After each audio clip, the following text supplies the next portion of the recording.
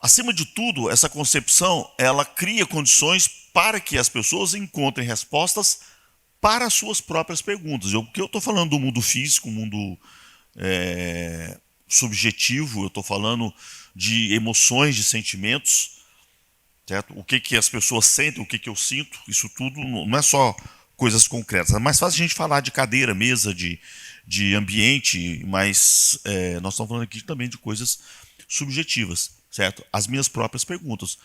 Como que eu aprendo, quais meus sentimentos, eu devo mostrar um exemplo para vocês sobre sentimentos, como é que as pessoas podem fazer um trabalho de autoconhecimento, então, de questões psicológicas subjetivas também.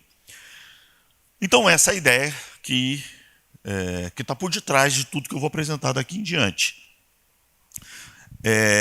Que são a partir das metodologias ativas, que são aquelas em que os estudantes têm um papel central e ativo na aprendizagem e na busca do conhecimento, co-construindo o mundo e a realidade, que não são consideradas como prontas.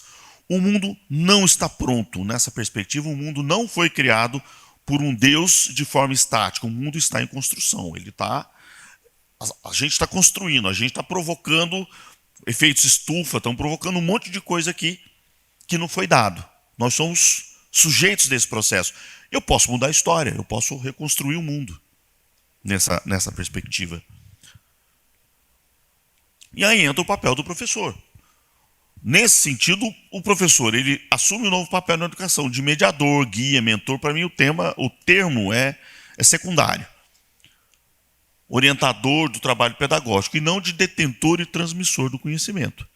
Então, o meu papel em sala de aula é isso. Ontem, inclusive, eu participei de um evento online no México, onde fizeram a pergunta, mas qual que é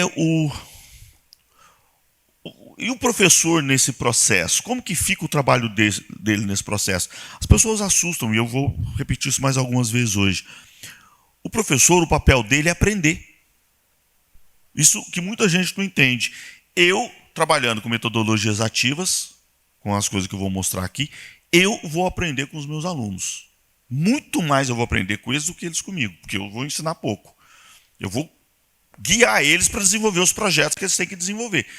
E eles vão fazer coisas que eu nunca imaginei na minha vida, que eu nunca estudei na minha vida. Eu aprendo com os meus alunos. Essa é uma mudança radical do ponto de vista do papel da educação e do papel do educador, certo? Porque eu não transmito, claro que aqui eu estou transmitindo, ninguém está negando a importância do papel da transmissão, mas não é ela mais a base do conhecimento. E aí você dentro desse princípio, você começa a ter uma série de metodologias. Eu costumo dizer, somente nos Estados Unidos, o americano é muito bom para criar, eu chamo de igrejas de conhecimento, né? O cara escreve um livro, arruma meia dúzia de seguidores e põe um nome, e aí vira uma nova igreja que as pessoas começam a ler, começam a estudar, etc. Isso é muito comum. A minha preocupação, de novo, é com a epistemologia do conhecimento. Como que as pessoas conhecem. Então, não interessa qual que é o nome. Para mim, tudo isso aqui está no mesmo barco. Todo mundo já ouviu falar.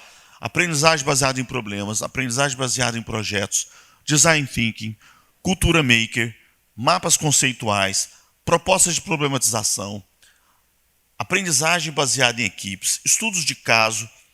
O que reúne tudo isso nesse guarda-chuva? O que se chama hoje de metodologias ativas. Então, o termo metodologias ativas, ele funciona hoje em dia como um guarda-chuva, que agrega essas diferentes concepções que tem por detrás a lógica a lógica da ação do sujeito no conhecimento. Por isso que eu posso pegar uma aprendizagem baseada em problemas e dar o problema pronto para o aluno e pedir para ele exigir a resposta dele. Vi muito isso em cursos de PBL, principalmente em medicina, na área de saúde, que fazem muito isso. Você tem um problema, mas na hora da avaliação, essa avaliação é individual. Certo? E você vai ter que dar a resposta exatamente do jeito que eu, professor, determinei que você vai dar. Isso não é metodologia ativa, é uma aprendizagem baseada em problemas, mas que não é utilizando o princípio da metodologia ativa.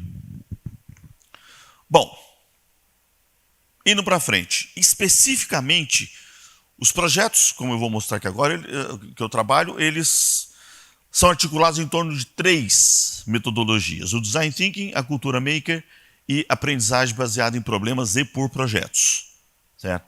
Mas a chave disso aqui está exatamente no Design Thinking, nos exemplos que eu trabalho em sala de aula, porque isso aqui é uma coisa que vem mexendo bastante em todas as áreas, que é essa lógica de o processo de criação de soluções para os problemas enfrentados considera as seguintes dimensões. Eu tenho que compreender a partir do desejo das pessoas.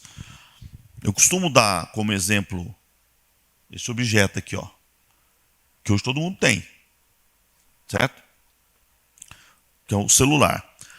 O cara quer um desejo, etc. Mas o dia que um tal de Steve Jobs criou o iPhone, ele mudou essa história.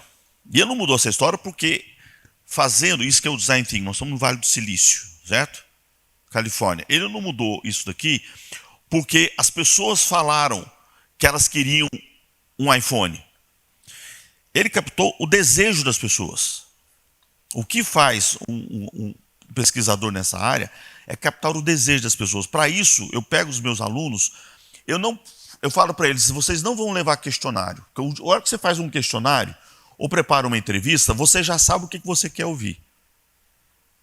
Já está pré-determinado o que você quer ouvir, porque você já fez a pergunta, o cara vai responder o que você quer ou não. O papel aqui é captar o desejo das pessoas. Então, peço para os meus alunos, por exemplo, para eles irem andar. Pega o ônibus, pega o trem, vai numa praça, vai numa feira, porque a gente sempre escolhe um espaço, um locus, um tema para poder desenvolver os projetos. Porque o mais difícil é isso, é fazer com que eles aprendam a observar e a escutar a realidade, a escutar as pessoas. E não chegar com a ideia pronta do gabinete dele ou da universidade, na sala da universidade, dizendo: eu sei que o problema das pessoas, eu vou dar um exemplo concreto que eu dou, né? A universidade, os alunos escolheram o tema: nós queremos estudar a exclusão dos moradores da Zona Leste de São Paulo, porque, na teoria, o morador da Zona Leste de São Paulo é excluído. Falei: beleza, então vocês vão pegar um trem na Estação Brás às 7 horas da noite, vocês mais 1 milhão de pessoas saindo de São Paulo, naquele horário, e vão até o final da linha, Calmon Viana, são 2 horas de trem. Vocês vão conversar com as pessoas. E aí eles fizeram isso e voltaram na semana seguinte, na próxima aula, e me dizem: professor, é engraçado, as pessoas não se sentem excluídas. Eu falei: claro, são pessoas normais. No fim de semana elas vão no boteco, elas vão para a roda de samba, ou vão para o funk, ou vão para a igreja. Não é isso que incomoda as pessoas ali. Isso que eu estou falando é que é aprender a ouvir, observar o mundo real, não aquilo que eu quero ver. A universidade resolveu que o cara é excluído. Produz papers, produz... Mas as pessoas não se sentem desse jeito. Então, o que incomoda as pessoas? Aí um aluno falou: olha, teve uma pessoa que me reclamou que o maior problema dele é ficar 2 horas no trem sem ter o que fazer. Então, o que o Design Thinking tenta fazer é captar esse desejo das pessoas, e não o que eu quero que elas comprem. Por isso que tem tanta startup, tanta empresa que cria produtos maravilhosos e não vende, não vai para frente.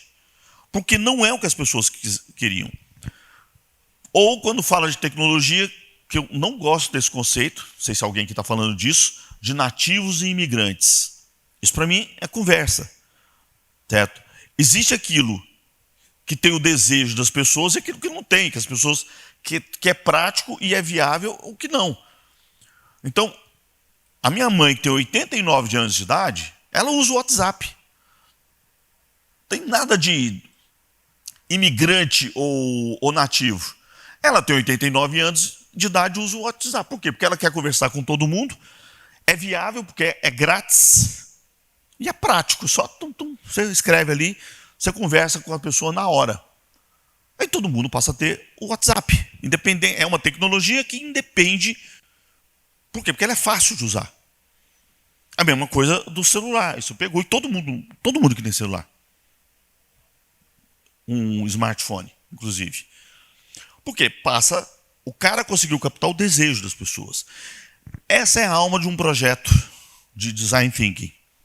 E aí você tem as etapas iterativas, que iterativo não é interação, é de circular nesse sentido, que é onde você vai ouvir, criar e implementar. Tá? Então, o que a gente faz em sala de aula, em todos os níveis, desde a pré-escola até pós-graduação, em todas as experiências que eu tenho, é fazer com que as pessoas passem por esse processo como uma forma de criar uma mentalidade, um mindset, como diz em inglês, sobre como eu resolvo problemas, utilizando o design thinking como referência e a cultura maker. Então, eu tenho que ouvir, que é essa observação da realidade, eu tenho que criar, depois uma solução e implementar ou testar, seja lá o que for.